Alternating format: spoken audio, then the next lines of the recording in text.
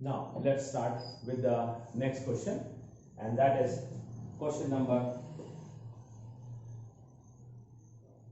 8.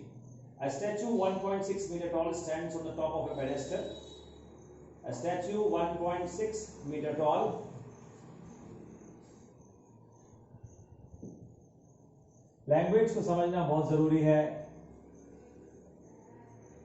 Statue 1.6 metre toll, ये क्या है? इसे बोलते हैं पेडेस्टल. पेडेस्टल क्यों बोलते हैं इसको? क्योंकि पेडेस्टल के ऊपर ही हम किसी भी मूर्ति को, पेडेस्टल है PEDESTAL है ना, किसी भी मूर्ति को रखा जाता है, हाइट के ऊपर रखा जाता है मूर्ति को, है ना. तो statue 1.6 metre tall stands on top of pedestal from a point on the ground. The angle of elevation the top of the statue is 60 degree. The angle of elevation of the top of the statue is 60 degree. The angle of elevation of the top of the statue के top का angle of elevation जो है वो कितना है? 60 degree. And from the same point the angle of elevation top of the pedestal is 45 degree. And from the same point the top of the pedestal, this is the top of the pedestal, this is the top of the statue. ये statue का top है, ये pedestal का top है, ये है कितना? 45 degree. इसको अपन थोड़ी देर के लिए x मान लेते हैं. pedestal की हाइट कैलकुलेट करनी है. We have to find the height of the pedestal. We suppose it as h. Now छोटा वाला ट्रायंगल लिया, tan 45. छोटा ट्रायंगल आप देख सकते हो यहां पर, the small triangle with a small angle 45 degree, it will be h upon x. tan 45 is 1, so from here you got h is equals to x. Now we will take the second big triangle, the complete triangle, that is 1.6 plus h, total height 1.6 plus h upon x. tan 60 is what? Root 3. X is equals to 1.6 plus h. 1.6 plus h will be root 3h. 1.6 will be equal to root 3 minus 1 into h. So the value of h will be 1.6 upon root 3 minus 1. You have to rationalize root 3 minus 1 by multiplying the numerator and denominator by root 3 plus 1. So it will be 1.6 into root 3 plus 1 upon, this is a plus b, a minus b. Students, what is a plus b, a minus b? It is a square minus b square. So the square of root 3 will be 3 and the square of 1 will be 1. So this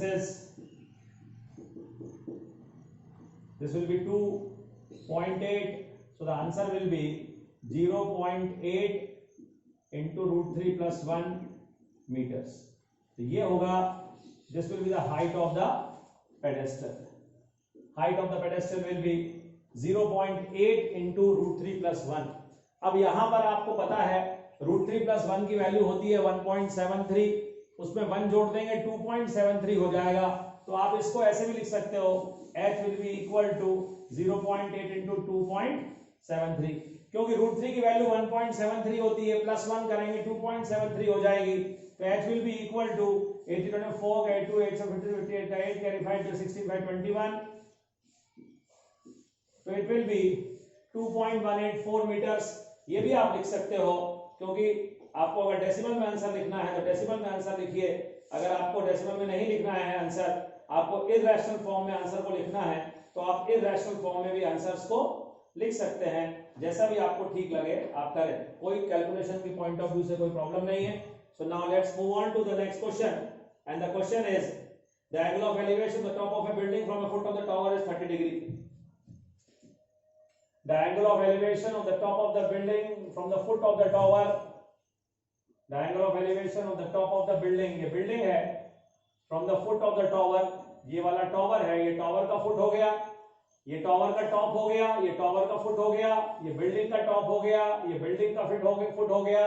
the angle of elevation of the top of the building building के top का angle of elevation कहां से, from the foot of the tower is 30 degree and the angle of elevation of the top of the tower from the foot of the building is 60 degree. इस प्रकार से diagram बन जाएगा ये। और हमसे कहा गया if the tower is 50 metre high, अगर टावर 50 मीटर हाई है तो आप बिल्डिंग की हाइट बताइए। सबसे पहले हम छोटा ट्रायंगल लेंगे हमेशा की तरह। बिल्डिंग की height h, tan 30 will be equal to, इसको x ले लो, h upon x 1 upon √3 is equals to h upon x, so x is equals to h √3। now tan 60,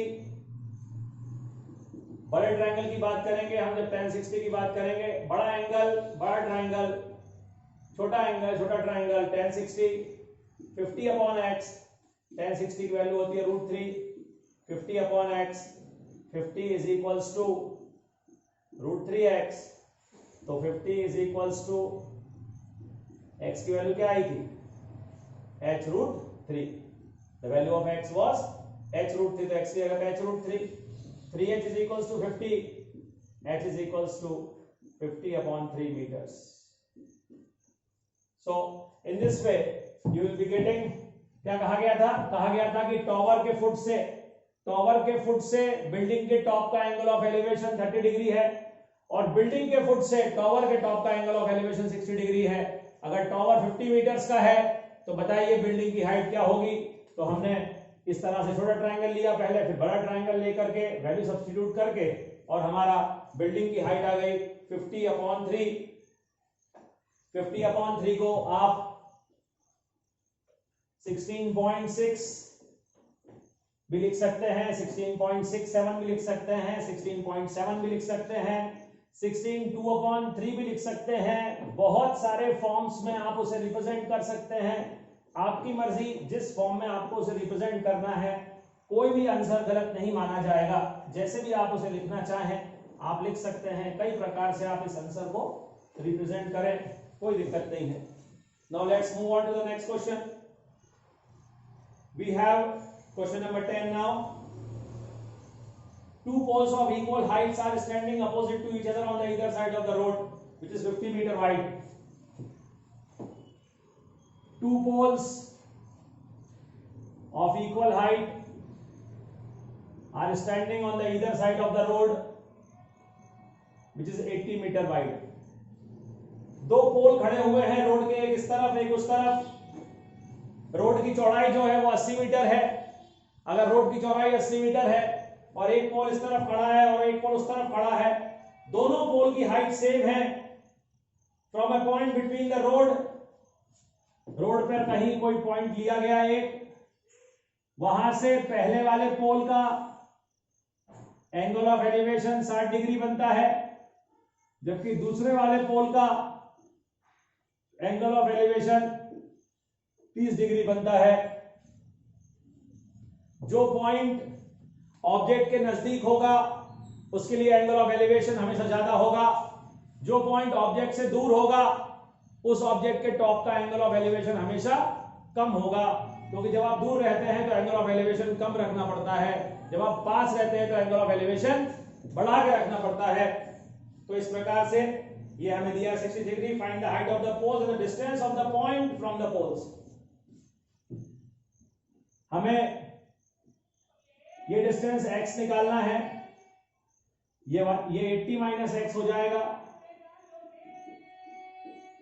ये भी हमें कैलकुलेट करना है, हमें h भी कैलकुलेट करना है। तो इस प्रकार से जब हम लगाएंगे यहां पर tan 60, तो tan 60 लगेगा तो क्या आएगा, h अपॉन x, tan 60 √3 होता है, so h is equals to √3x। फिर उसके बाद में tan 30 लगाएंगे, tan 30 होगा h upon 80 minus x, tan 30 की वैल्यू 1 अपॉन √3, और इस प्रकार से हमें h √3 is equals to 80 minus x मिला।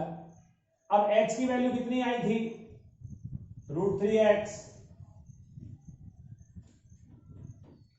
जब h की वैल्यू √3x आई थी तो h की जगह पर हमने क्या लिख दिया, √3x लिख दिया। Root 3x into root 3 3x is equals to 80 minus x, 4x is equals to 80, so the value of x will be 20 meters. x की वैल्यू 20 मीटर्स आ गई, 80 माइनस x की वैल्यू क्या होगी, 80 माइनस 20 हो जाएगी, मतलब 60 मीटर्स आ जाएगी, ये दूसरा आंसर आ जाएगा आपका। और h जो कि रूट 3x है, तो रूट 3 इंटू 20 हो जाएगा, ये हो जाएगा 20 रूट 3 मीटर्स, तो h की वैल्यू आ जाएगी 20 रूट 3 मीटर्स। इस प्रकार से h की वैल्यू पता चल गई हमें, हाइट ऑफ द पोल पता चल गया, और वो जो पॉइंट है वो पहले पोल से 20 मीटर की दूरी पर है, और दूसरे पॉइंट से वो जो पॉइंट है दूसरे पोल से 60 मीटर की दूरी पर होगा। ऐसे हमें उसे कैलकुलेट करना है। Next, let's move on to the next question, question number 11। ये भी एक ट्रांसमिशन टावर का क्वेश्चन है, लेकिन यहां पर ट्रांसमिशन टावर जो है वो बैंक पर रखे हुए हैं, बैंक पर है, रिवर के बैंक पर है। आपको यहां पर देखिए क्या पता करना है, सवाल पढ़ते हैं। हमसे कहा गया है a TV tower, transmission tower नहीं है, TV tower stands vertically on the bank of a canal from a point on the other bank directly opposite to the tower, the angle of elevation of the top of the tower is 60 degree, and from a point 20 meters away from this point on the line joining this point to the foot of the tower to the angle of elevation is 30 degree। देखिए एक TV tower है, और उस TV tower का, ये TV tower है, ये उसका टॉप है, ये बैंक 1 है। जो दो किनारे होते हैं किसी भी कैनाल के, कोई भी नहर है, ये कैनाल है, किसी भी कैनाल के दो किनारे हैं, एक किनारे पर टीवी टावर खड़ा है, दूसरे किनारे से है हम क्या कर रहे हैं, एंगल ऑफ एलिवेशन बना रहे हैं उसके टॉप का, और वो एंगल ऑफ एलिवेशन बन रहा है 60 डिग्री। लेकिन जब हम 20 मीटर्स पीछे की तरफ जाते हैं तो एंगल ऑफ एलिवेशन जो है वो कम होकर के और 30 डिग्री बन जाता है। यहां पर जब हम बैंक पर खड़े थे तो 60 डिग्री बन रहा था, हम बैंक से और 20 मीटर दूर चले गए, 20 मीटर नहर के अंदर नहीं गए हैं, 20 मीटर और दूर चले गए हम जब नहर से, बैंक से, तो एंगल ऑफ एलिवेशन कम होकर के 30 डिग्री हो गया। तो अब अपन height of the tower h मान लेते हैं थोड़ी देर के लिए, और ये जो डिस्टेंस है इसको x मान लेते हैं। तो बड़े वाले ट्रायंगल को लगाते हैं तो 10 60, छोटे वाले ट्रायंगल को लगा रहे हैं अपन, तो क्या आ रहा है, 10 60 बराबर h upon x, 10 60 root 3, so we got the value of h is equals to x root 3। अब बड़ा वाला ट्रायंगल लेंगे, बड़े वाले ट्रायंगल में छोटा वाला angle tan 30 h upon 20 plus x, tan 30 1 upon root 3 h upon 20 plus x, so h root 3 is equals to 20 plus x, cross multiply कर रहे हैं, h की जगह पर h की वैल्यू x root 3 रखेंगे, और इस प्रकार से ये 3x हो गया, तो x बराबर 10 आ गया। हमें h निकालना था, h हो गया 10 रूट 3, क्योंकि h की वैल्यू थी x रूट 3। जब h की वैल्यू x रूट 3 है और x की जगह पर 10 रखेंगे तो क्या आंसर हो जाएगा, 10 रूट 3। ध्यान से देखिए, बड़ा अच्छा सवाल, बहुत ही इंपॉर्टेंट क्वेश्चन। दो चीजें पूछी गई थी यहां से, यहां पर अपन से find the height of the tower and the width of the river, width of the canal. So height of the tower is 10 root 3 meter and the width of the canal it is 10 meters, width of the canal we had taken x, so this is also the answer, ये भी एक answer है हमारा। so you will be getting the value of the width of the canal as 10 meters। now the next question,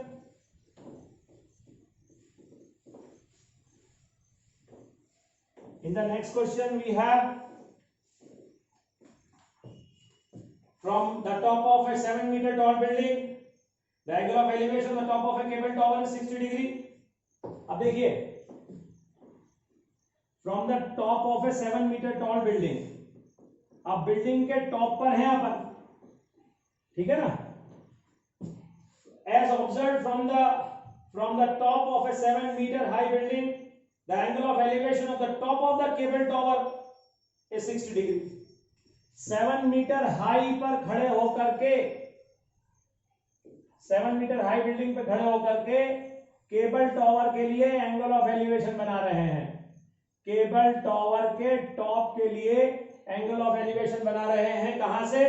from the top of a 7 meter tall building, the angle of elevation of the top of a cable tower. अब आप समझिएगा इस बात को, हम building के top पे खड़े होकर के भी एंगल ऑफ एलिवेशन बना रहे हैं, मतलब वो चीज हमसे ऊपर है, वो चीज हमसे ज्यादा ऊंचाई पर है, इसीलिए एंगल ऑफ एलिवेशन बन रहा है। मतलब जो केबल टॉवर है उसकी हाइट यहां से भी ज्यादा ऊंचाई पर है, यहां से भी ऊंची है, क्योंकि यहां से भी एंगल ऑफ एलिवेशन बन रहा है, और वो कितनी बता रहा है? 60 degree.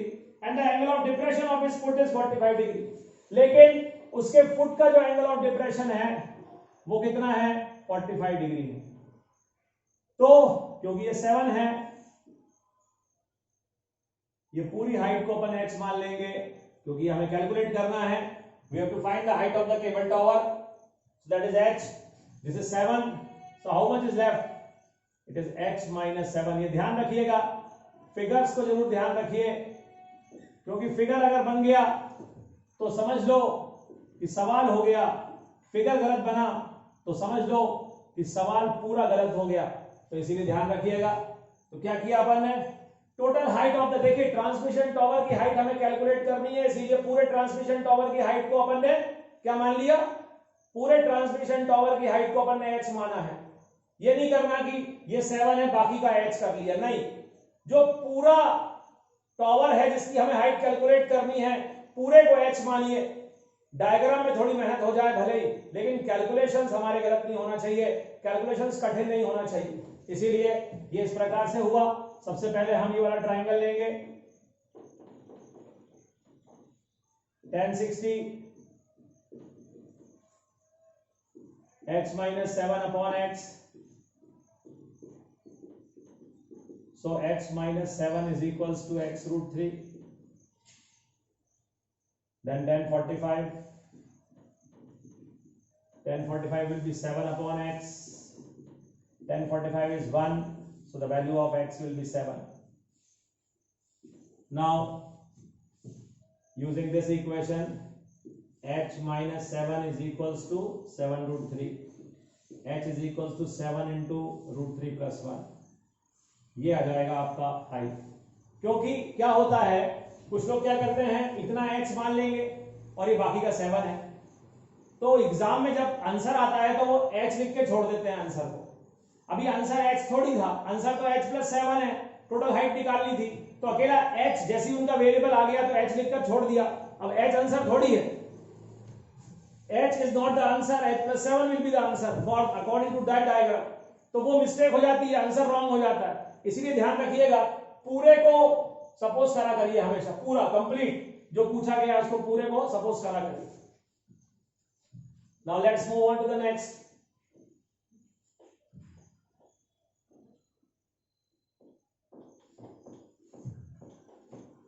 The next question is again a question of depression, है ना? The first question for the angle of depression, as observed from the top of a 75-meter high lighthouse, 75 metre ऊंचे लाइट हाउस के top से, बात top की हो रही है, as observed from the top of a 75-meter lighthouse, from the sea level the angle of depression of two ships are 30 degree। दो ship हैं यहां पर, उनका एंगल ऑफ डिप्रेशन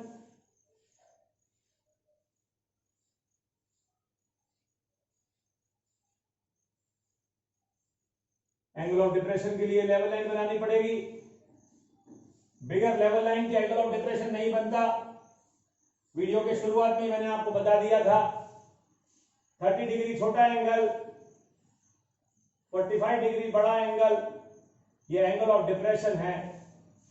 हम यहां पर बैठ करके शिप को देख रहे हैं।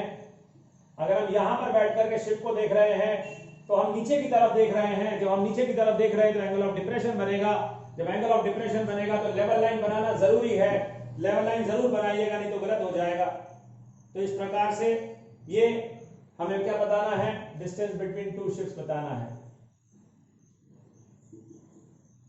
ये एंगल 30 डिग्री यहां शिफ्ट हो जाएगा, ये एंगल 45 डिग्री यहां शिफ्ट हो जाएगा।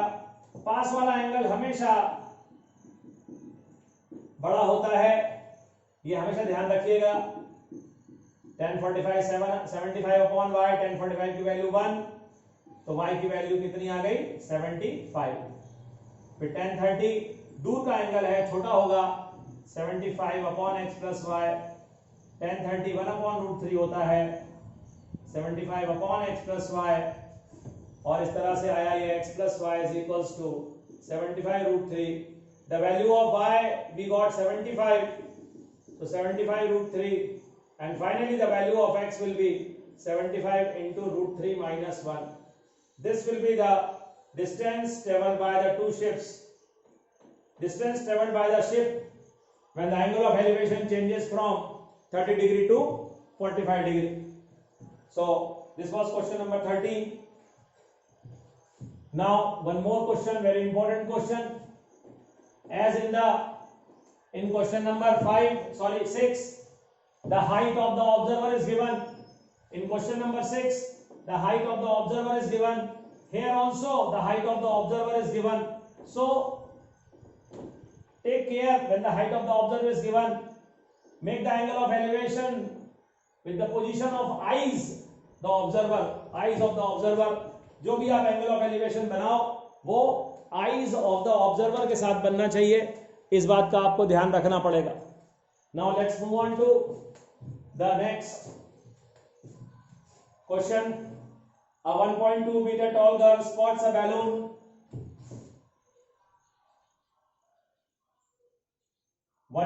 meter tall girl spots a balloon. ये बैलून है, एक लड़की है जो कि 1.2 मीटर टॉल है। उस बैलून का एंगल ऑफ एलिवेशन वो बनाती है जो नजदीक में है उसके, वो है 60 डिग्री का। लेकिन थोड़ी देर के बाद जब वो देखती है तो वो उसी बैलून को 30 डिग्री के एलिवेशन पर देखती है, क्योंकि अब वो बैलून उससे दूर चला गया है। तो उस बैलून का जो एंगल ऑफ एलिवेशन है वो 30 डिग्री हो जाता है। अगर वो balloon moving with the wind in the horizontal line at a height of 88.2 meters from the ground, अगर वो बैलून 88.2 मीटर्स हाइट पर उड़ रहा था, ये आपको मालूम है 1.2 मीटर्स है, ये भी 1.2 मीटर्स है, तो ये कितना हो जाएगा, इट विल बी 87 मीटर्स। क्यों? क्योंकि ये पूरा 88.2 है, नीचे 1.2 कम करना पड़ेगा, क्योंकि जब आप ट्राइंगल लोगे तो उसमें ये 1.2 वाला पार्ट नहीं आएगा।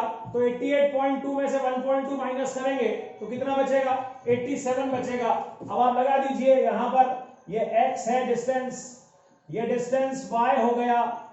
आपने लगाया tan 60, सबसे पहले आप tan 60 लगा रहे हो, बड़े वाले एंगल को लगा रहे हो tan 60, तो ये हो जाएगा 87 अपॉन x, tan 60 की value √3, 87 upon x, x is equals to 87 upon √3।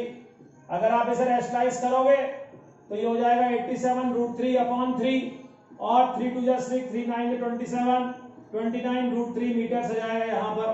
और जब आप बात करोगे दूसरे एंगल की, tan 30 की बात करोगे तो tan 30 कितना हो जाएगा, 87, हाइट वही रहेगी 87, लेकिन अब जो है वो बड़ा ट्रायंगल ले रहे हो, इसीलिए x प्लस वाई।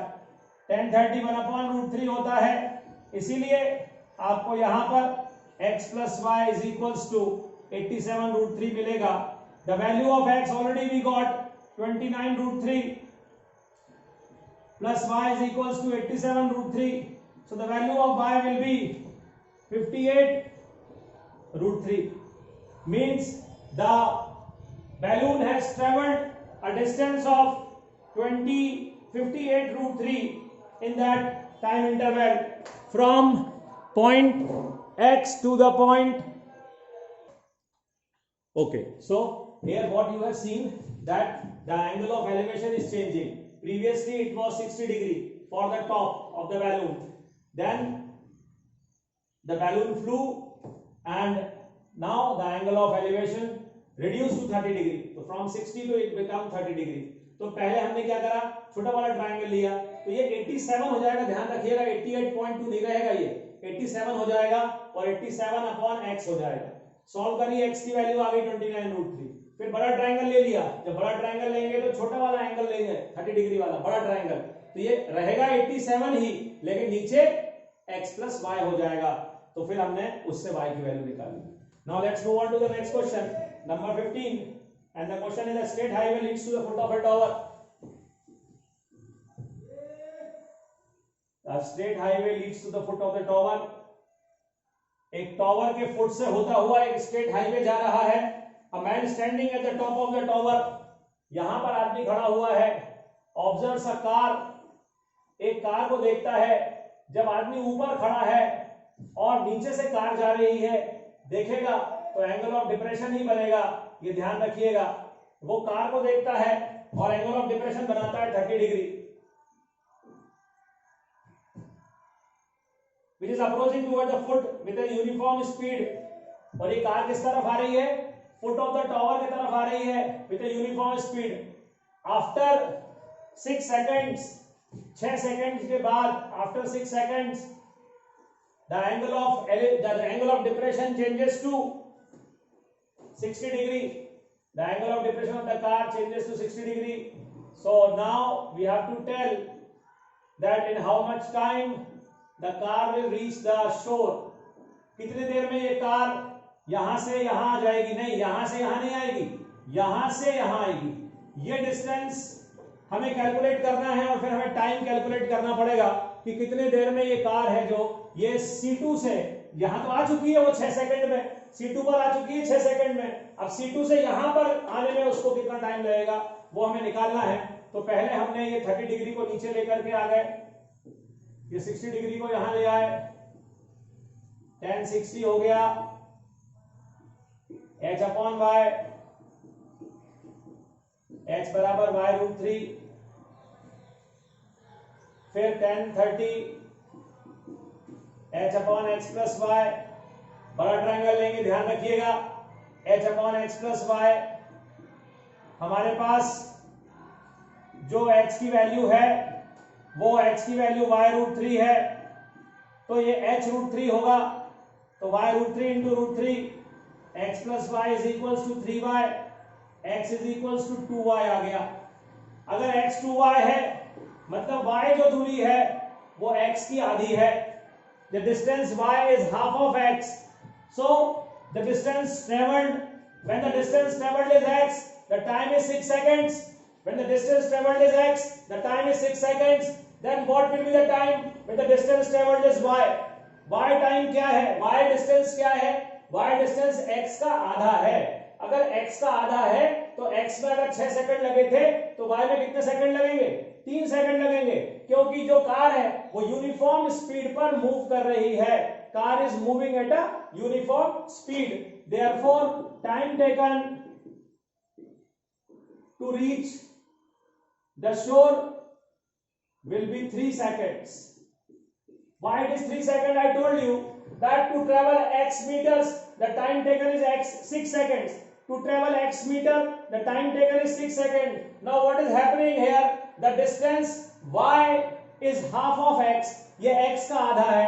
x को अगर 6 सेकंड लग रहे हैं, x डिस्टेंस को ट्रेवल करने में 6 सेकंड लग रहे हैं, तो y डिस्टेंस जो कि x का आधा है उसे ट्रेवल करने में कितने सेकंड्स लगेंगे? So it is very simple. It will be 3 seconds because the car is moving at a uniform speed. Now the last question of the exercise. But student, remember one thing, this is not the last question. before this exercise there are near about 7 examples given, so you must go through those 7 examples. They are very important, and if you find any problem in the example, then just discuss me. The angle of elevation of the top of a tower from 2 point a distance of 4 meter and 9 meter. The angle of elevation of the top of a 2 towers. The angle of elevation of the top of a 2 towers. The angle of elevation of the top of a tower from 2 points at a distance of 4 meter and 9 meters. At a distance of 4 meters and 9 meters. The angle of elevation of the top of a tower from 2 points at a distance of 4 meter and 9 meters from the base of the tower, and in the same straight line with it are supplementary, not supplementary, sorry, complementary. क्या मतलब हुआ इसका? सबसे पहले वो कह रहा है the angle of elevation of the top of A tower from 2 points at a distance of 4 meter and 9 meter from the foot of the tower and in the same straight line. ये सब बता रहा है वो distance इसके बारे में, लेकिन शुरुआत कैसे की थी उसने? शुरुआत की थी उसने एंगल ऑफ एलिवेशन से, लेकिन एंगल ऑफ एलिवेशन के बारे में तो कुछ बताया नहीं उसने. आखिरी में बोल रहा है कि with it are complementary to each other. Complementary angles के बारे में आप जानते होंगे. कॉम्प्लीमेंट्री एंगल्स वो एंगल्स होते हैं जिनका सम 90 डिग्री होता है. तो एक एंगल थीटा ले लिया और दूसरा एंगल 90 माइनस थीटा ले लिया. तो अपन ने लगाया tan theta is equals to h upon 4 पहला. दूसरा tan 90 minus theta is equals to h upon 9. tan 90 minus theta cot theta होता है. और अगर मैं cot थीटा को tan थीटा लिखूं, मतलब मैं रेसिप्रोकल करके लिख रहा हूं, इसीलिए यहां पर tan थीटा की वैल्यू 9 अपॉन h होगी, यहां पर tan थीटा की वैल्यू h अपॉन 4 होगी. दोनों ही tan थीटा हैं, इसीलिए h स्क्वायर 36 आएगा और h की वैल्यू 6 मीटर्स आएगी. यही हमको प्रूव करना. So students, that's all about this exercise. But solve the 7 examples given before this exercise. Very important examples, and they are very important for the new concept which you will be having. So thank you students. Thank you, and take a great time. Have a great time.